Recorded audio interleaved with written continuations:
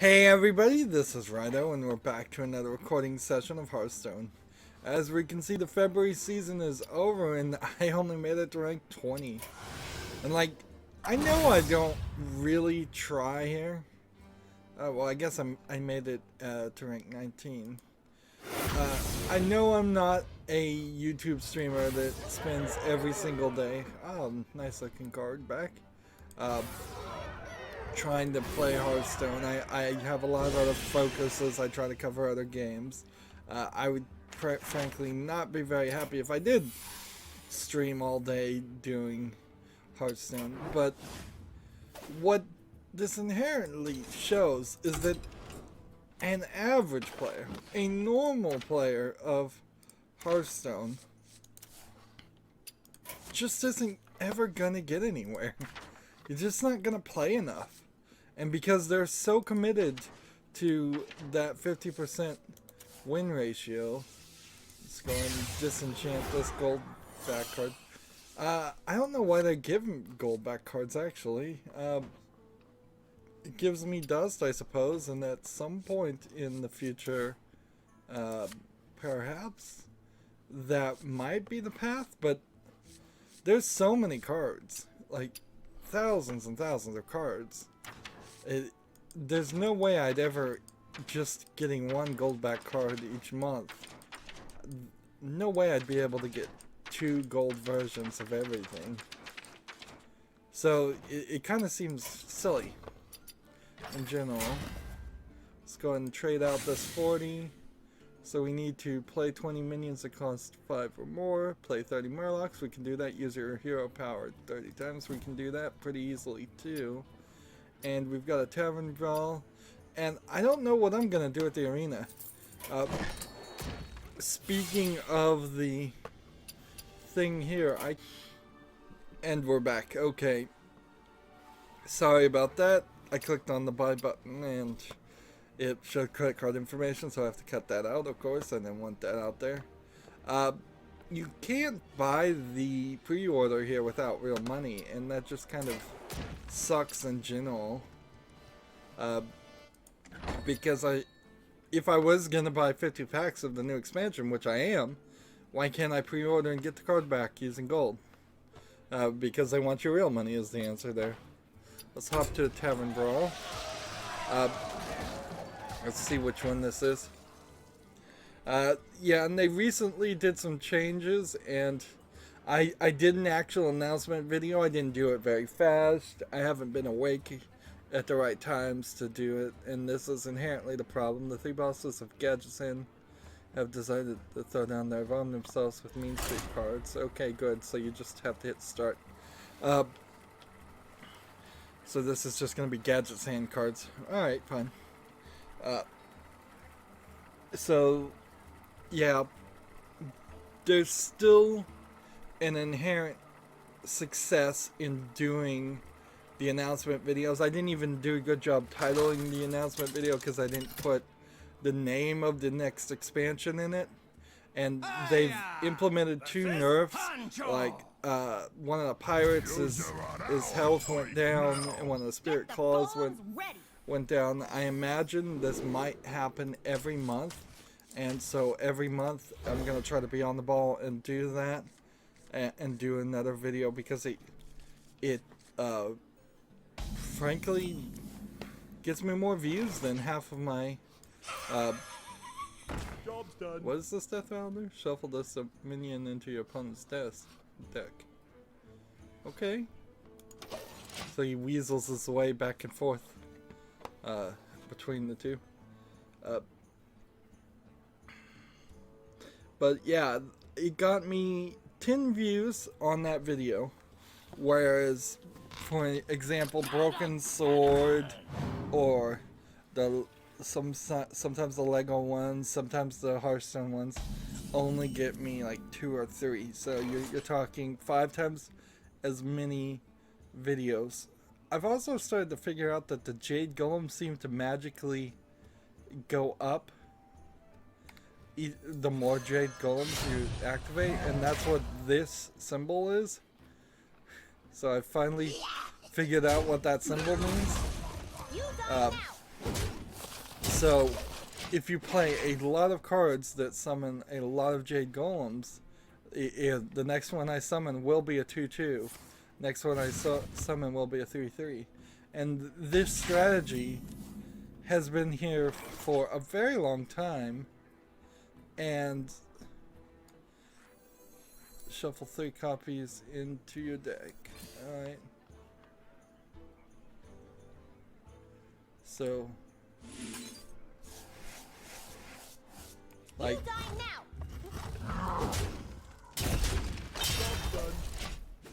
was that an over?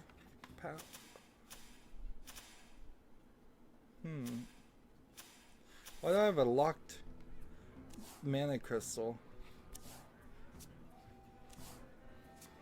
Was the weapon I summoned an overpowered one? Yes, it was an overload. Summon a 2/2 Jade Golem. Next time it will be a 3/3 Jade Golem. So this is just gonna keep going and keep going. And that there's no real limit to it, so I imagine if you were just trying to get the maximum amount of damage, you could every turn starting with the 4th turn play this against yourself and just try to play as many cards as possible.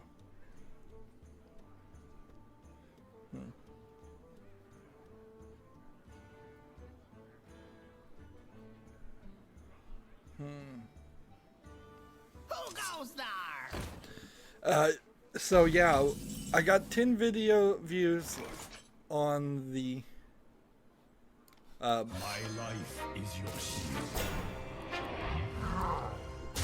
On the announcement, and then just talking about the changes that are coming to Hearthstone, how they're changing the arena to be standard, how they changed 2 cards this month, and they're gonna probably change more cards a lot more frequently. How cards are now going in, classic cards are going to be in the Hall of Fame. Things we've talked about, but it has its own separate thing.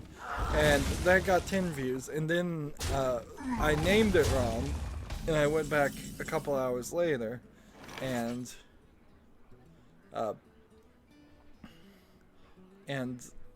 named it the correct thing.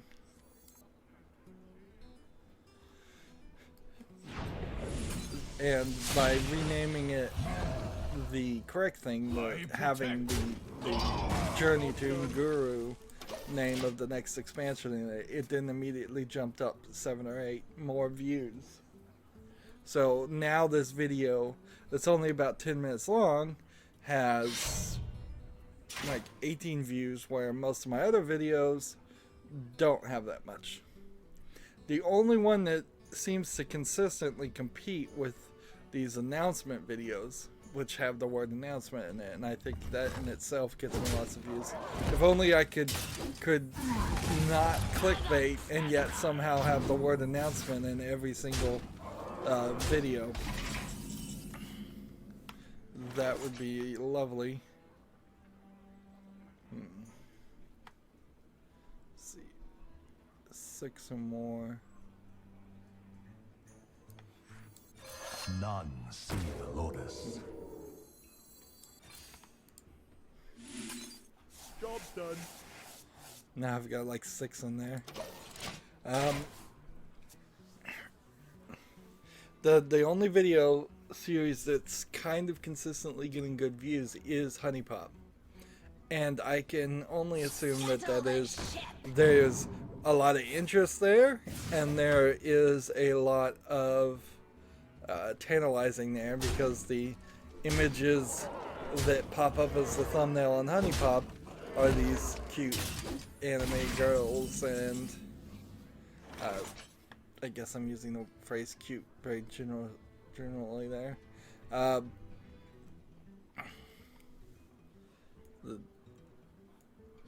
No witnesses. Let's see. Summoning 4/4 minion. let's do this.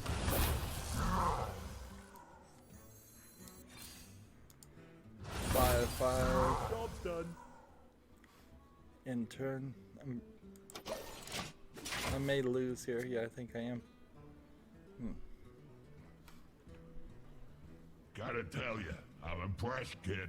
Yeah, I kind of messed up there, and so like these characters, you don't get to play as them though ever. Like this smuggle and this construct golem stuff, like it didn't get added to Hearthstone, and it really should have. And it's not like it's available for purchase or anything. It just didn't get added. And there's something that they kind of need to do as they're getting rid of the adventure expansion. They need to have wild heroes with wild abilities and just take all those heroes from Blackrock Mountain and Nexramus and even Gadgets in here, and let people play as those in a different setup, or just in wild in general. Because they've spent the money on it, they've created it, but it's not there.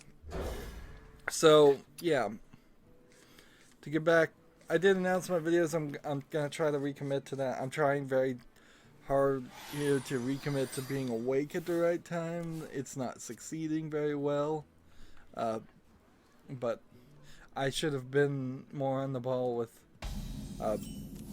Twitter when the announcement and the update came out, but I wasn't. And I'm sure my views sort of suffered because of that. Job's done. So, I guess I get what I deserve there. My channel in general, it's doing fine, but it's also kind of in this. Oh darn it! I could have attacked for one. That's an oops. That ain't good.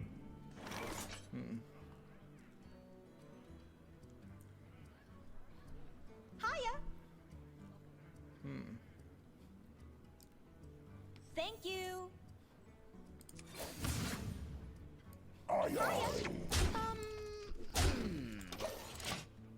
Am I gonna have to squelch this character? I think I am. The other thing I need to very much connect with is the idea of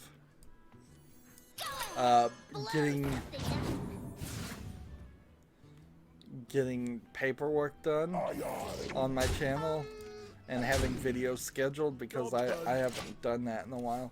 But I'm also very much struggling trying to finish Lego Star Wars 3 and then play Lego Star Wars The Force Unleashed for the Star Wars month. And see, this is inherently where it comes down to, I say inherently way too often,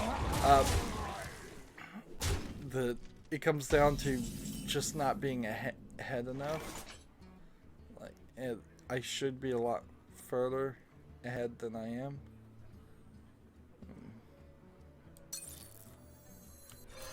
Let's see.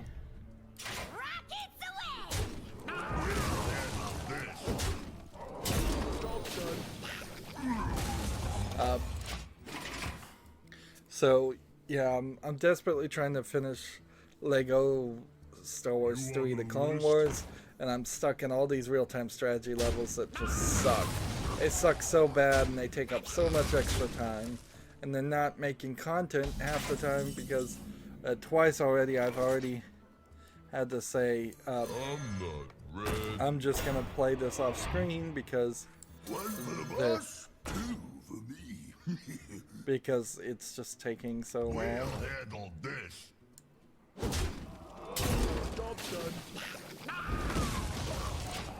And so yeah, that's taking a lot of time. I just got a bunch of emails from Lego Indiana Jones series, the Universal Music Group, UMG, decided to uphold their content ID claim. I don't know what I did wrong there that they decided to uphold it. It really is completely random is the problem. It's just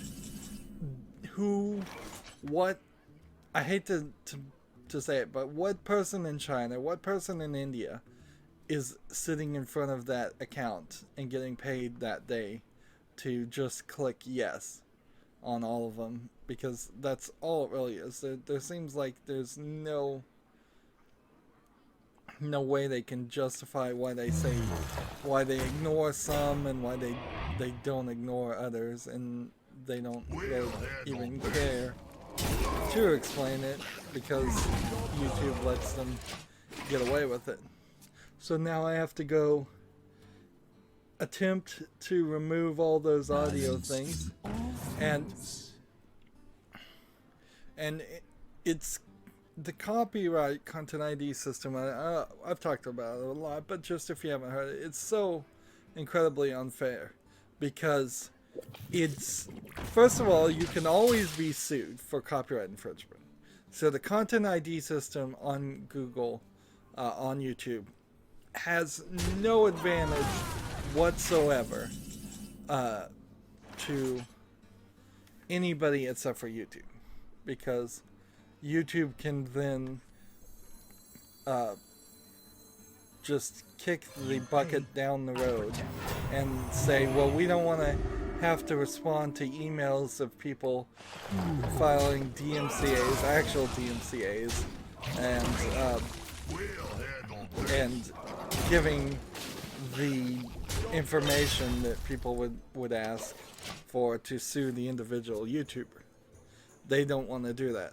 Like people would really do that, because even the big companies, I think, are eventually gonna would eventually admit it's not worth their time to actually sue people,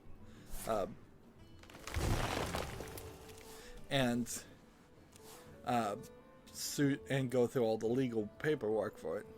And that's why very few actual YouTubers have ever received an actual lawsuit just outside of it. They've gotten DMCA strikes, which still goes through YouTube, but is just slightly different a system. But let's just go ahead and play this.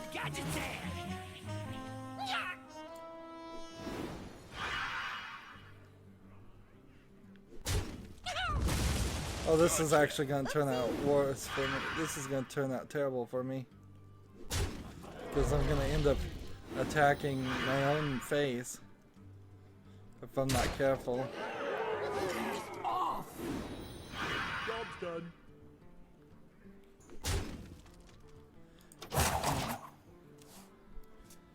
So that got really, really lucky there. So yeah, with the content ID, you can always get sued. So then now there's the second system where on top of all, you could always be sued for copyright infringement, where content ID automatically scans your video and people can just claim they own things they don't own, or they don't even have to claim they own it. Many of the content IDs are done on the behalf of others, and it's like, how in the world does YouTube allow this? If the people that actually own their thing don't want to protect their copyright, as is in the law, then that's up to them. And frankly, that weakens their copyright claims, yes, but it's still very much up to them. This would be funny if it went right up past the face and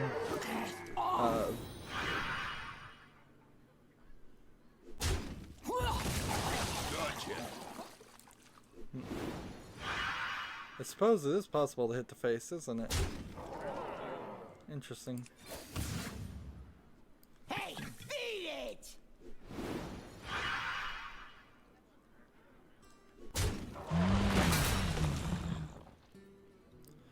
Let's see.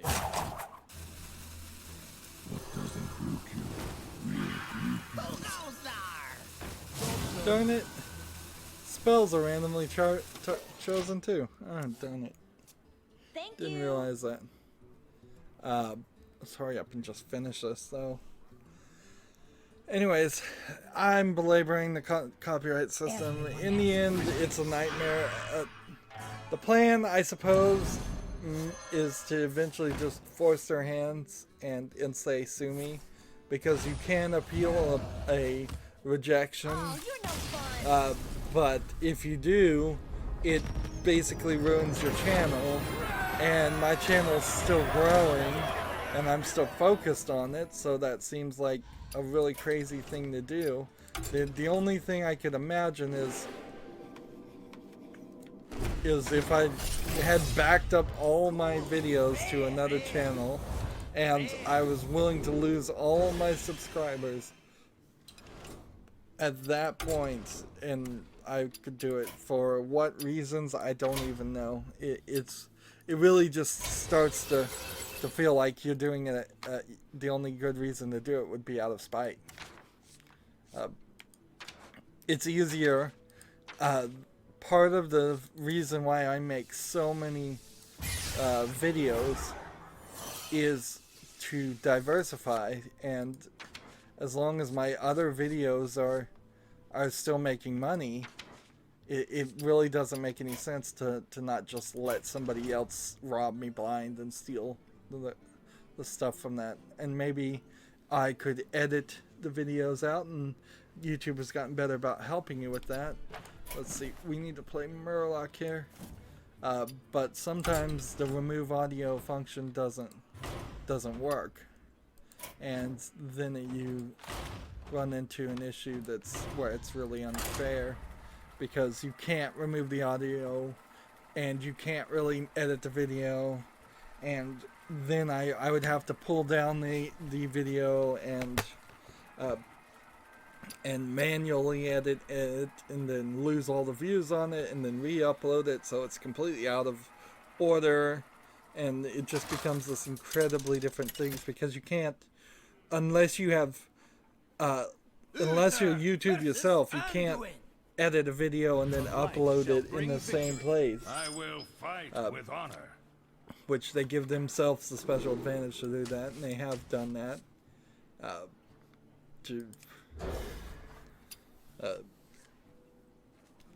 Which sucks.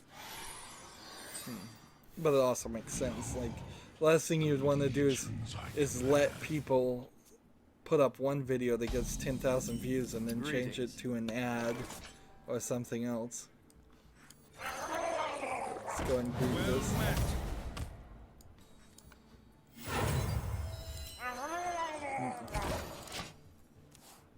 Alright, this is an all Murloc deck, so I very well may win here.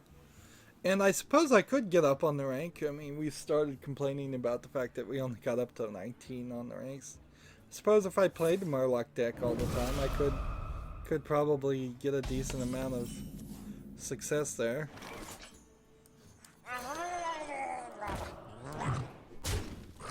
But again, that's just a time management thing.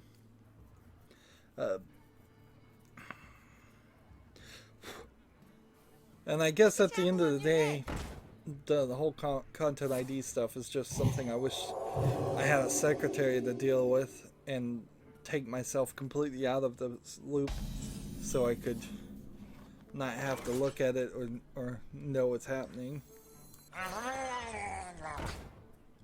Let's see. I'm gonna go ahead and kill that guy for safety.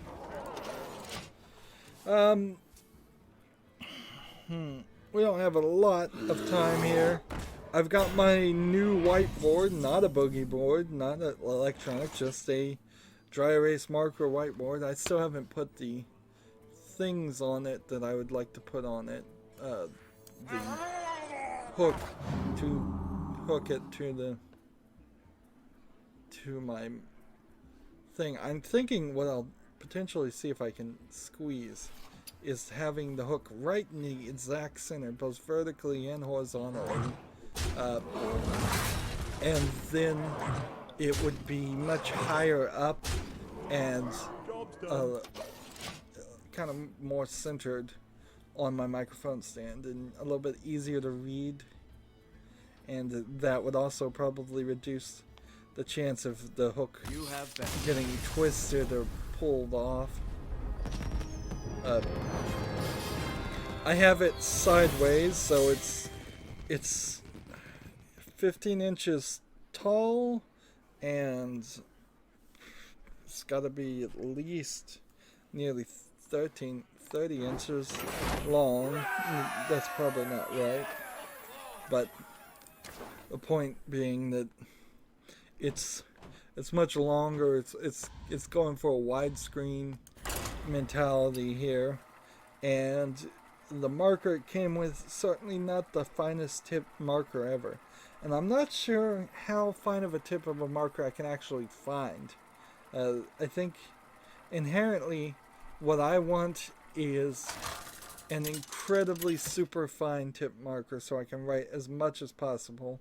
I didn't fill it up today, but I could see myself easily in the future filling it up. There are no lines or anything on it. That certainly has an effect to make it slightly more inconsistent about the size of the text and everything on it. But overall, I think it's going to work, and it doesn't use batteries, so it's not going to break in less than a year of use, and that's a big deal in itself.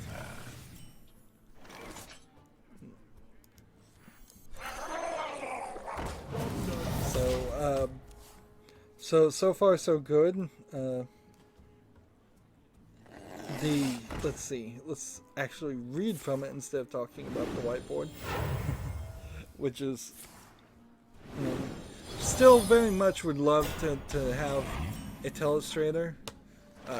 I had a guy, maybe this is even the same guy, like sometimes I get like friend requests too on Steam and things, and I haven't seen them, which is a little strange because I figured they would make that more obvious.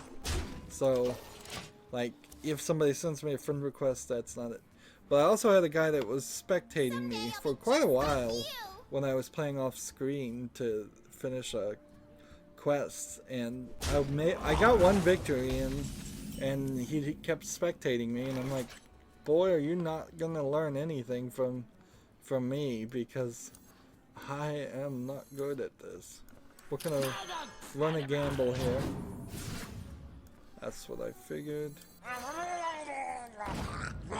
This, and which one should I kill? This one. And then return.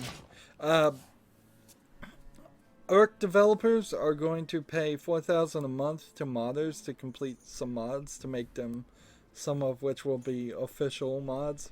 So when you think back on the mess that was paid mods on Skyrim, this response feels way more appropriate and way the way it should be. Paying somebody for a $4,000 stipend, which this is kind of like book publishing in a lot of ways. It's you're gonna get an advance, and if you don't deliver, they may sue you for the advance, or probably not. And maybe the word stipend, I'm not sure, means something different so that you can't be sued for it. But this makes a lot more sense for modders to get paid to make the game. Now the problem with this story, unfortunately, is its arc, Survival Evolved, which, I mean, that game has tried everything and anything.